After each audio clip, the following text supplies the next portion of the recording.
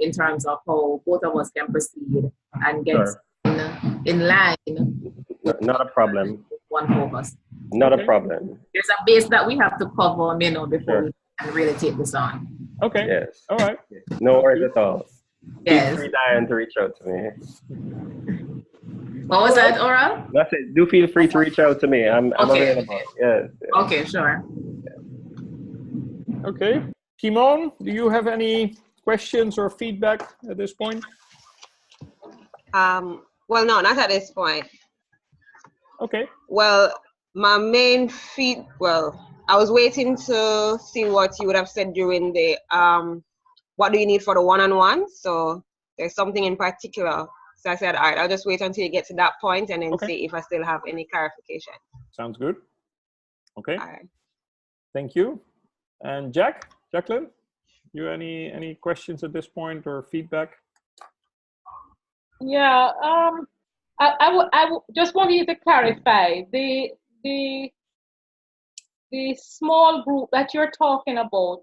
Is it a group that you would form after the consulting training course? Yeah, it's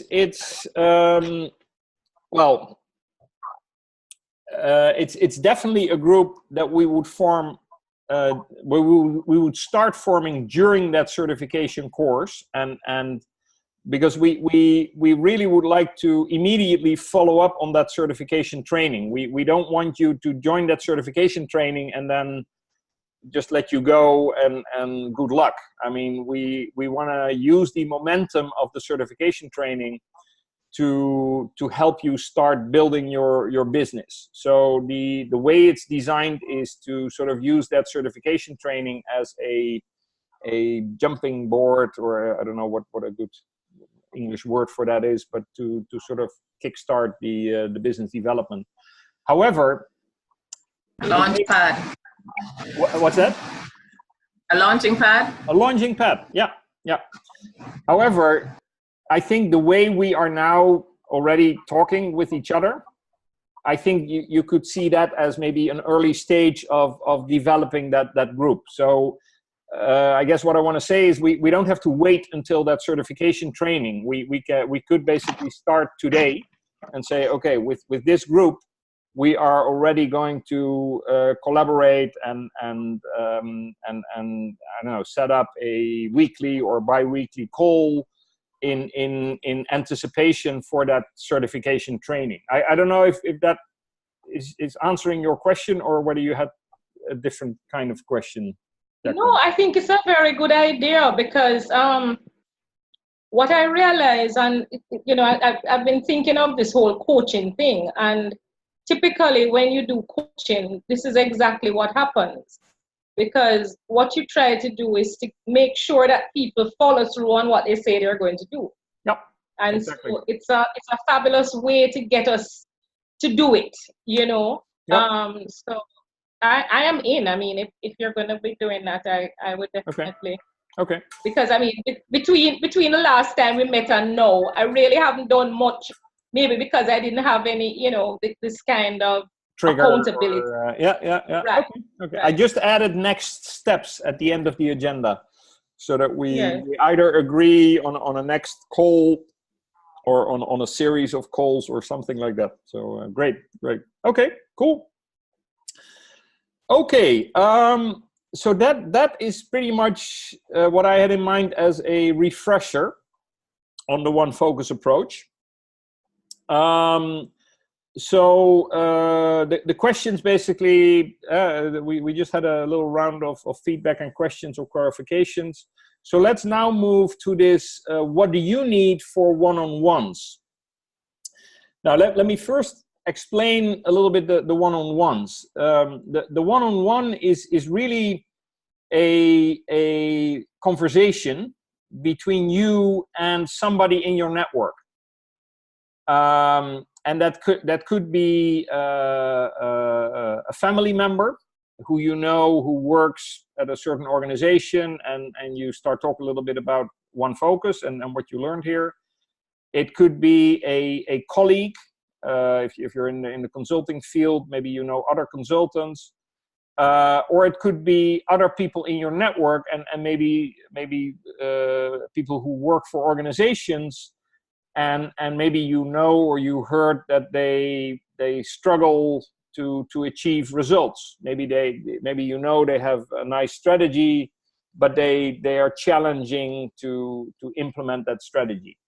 So in order to sort of prepare for a one-on-one, I mean, it could be, these one-on-ones can happen when you are at a birthday party, because you happen to run into somebody and, I don't know, you start talking about, or maybe the person starts talking about her or his work, and then you think, hey, but maybe one focus. So I think what is nice is to always be a little bit prepared to talk about one focus, but also in your way. So, and maybe the easiest would just be to practice and see how it goes. To give you an example, I was yesterday. I was at a big international fair here in Havana. Every year there is it's called the FIHAV, the Feria Internacional de Havana, and basically there are companies from all over the world, and Cuban companies, and there are a number of Dutch companies. And I was visiting that fair. And I was talking to a couple of Dutch people from Dutch companies who were present there. And although my focus is not on the Netherlands, at some point I was talking to a director of a company, and he was talking a little bit about challenges they had in one of their business units. And so that for me then is a moment to start talking a little bit about one focus and explaining briefly the one focus approach. But what is probably even better is in these one-on-one encounters is to ask some questions. So when you have a chance, when you talk to somebody, ask some questions like about their organization, maybe if you feel comfortable about some of the challenges. Because what you'll see is that people are always quite interested to talk about what their work or what's close to them. If they enjoy their work, or if they're committed to their organization, they always like to talk about it. So in the one-on-ones, and this is maybe a little trick, because maybe initially, and in fact I was always trying to sort of sell one focus, and you're sort of trying to sell, and then you look at the person and they don't seem really interested. But why don't you turn it around? Why not turn it around and let the person talk a little bit about their work environment or their organization and some of the challenges they run into, and then based on what you hear, you can then maybe tie in and say, hey, I was last month, I had this great session about one focus, and you can guide them to the website, or you can talk a little bit about one focus. So these one-on-ones are really, I think there are always opportunities to engage in these one-on-ones. And another recommendation or another trick is probably just to try it out on people you know well, and you cannot really make a mistake, or it doesn't matter if you make a mistake, just to sort of practice a little bit you talking about one focus, and then maybe ask, okay, what do you think? And maybe the person has some ideas and suggestions before you go talk to this important leader of an organization, because that can be a bit scary. So that is a little bit my introduction on the one-on-ones. My question to you now would be, well, what would you now need to start engaging in these one-on-ones? Are there specific things you need? And let me be clear. You don't have to, if you want to use examples or say, okay, I know somebody I want to talk to, you can do it. But if you don't want to do it, that's also fine. I mean, you don't have to specifically mention names or specifically. But what I would like to hear is, are there any things? Are you ready to start your one-on-ones, or do you need more information? Do you need more help to start engaging in your one-on-ones?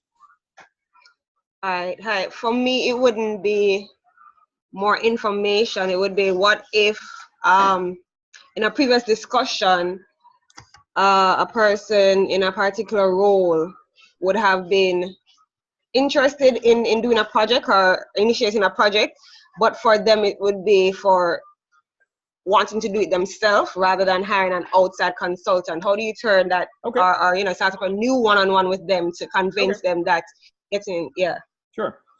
Well, what we try to do is make 1FOCUS as much as possible a do-it-yourself, a DIY. I think that's what the acronym is, right? So that's why we're sort of setting up this. We have the website, we have the mini course. The whole mini course is basically also designed for people who want to do it themselves. So if somebody says, okay, I don't need outside help, you could still refer them to 1FOCUS and say that 1FOCUS is an approach you can do yourself. And here you can find the website. Here you can sign up for the mini course. And actually, what we see more and more now in the Netherlands, that some organizations that started as do-it-yourself, they later come to us because they realize, in order to make the next step, they cannot no longer do it themselves. So they need us to really get to the next step. So. But it's okay. I mean, if organizations want to give it a try themselves first, more than happy to do it. And you can guide them to the website and say, take the mini course. It would help if you've looked at the mini course yourself, so that if they have questions and come back to you, that you can sort of at least relate to. And if you can't answer it, you can always reach out to us and say, okay, I have a couple of questions. So that's a great example of doing a one-on-one. So good question, Kimon. I like it. Thank you. But Menno. Yes. As a follow through to that question and your response, I have two questions. One, if the prospective client chooses to do the take on 1FOCUS by themselves, it sounds to me like there's no income earning for the consultant, correct? Because unless it is to have some referral fee in the back that we don't know about, that's it, right, Jacqueline? Well, that's a good question. That's a good question. So if they completely do it themselves, then yes, there's no income for you, for nobody. However, and that's, I think, why it's important to, when you have this one-on-one, why it's important to ask some questions. Because as you have that discussion, maybe things come up, and maybe things come up that say, okay, we're going to do 1FOCUS ourselves. But maybe you picked up on a couple of other things where you can actually offer some services and say, okay, so 1FOCUS you're going to do yourself. But I also hear you talk about this, and that, and I hear you talk about you're struggling with some text and translations, and you need to proofread some material. Well, guess what, Diane? That's something that I can do for you. So, and we as 1FOCUS don't want to know anything about that, but because you were triggered to have the conversation about 1FOCUS, maybe the client starts with 1FOCUS on its own, but you are able to generate some business for yourself. So that's perfectly fine. See it as an additional excuse to start talking to people. Maybe you want to get in touch with somebody and you didn't really know how to do it. Now you can use 1FOCUS as an excuse and say, hey, I learned this the other day. I think it's really interesting. I want to share this with you. I want to get your opinion about it or see what you hear. And so that's okay. That's perfectly fine. Okay. The other question I'm sorry. I'm just gonna have to apologize. I have to run to this meeting now. So if the recording can be sent to us, please. I started the recording after Diane mentioned that Carolyn was not be able to be there. So, but it's awesome. Recorded now. It's recorded now. So you'll get that. I get it. All right. Thank you so very much. All right. Thank you. See you later. Okay. So Diane, does that answer your question? Yeah, that answers it. The other question I have is with respect to how I could approach being a consultant or being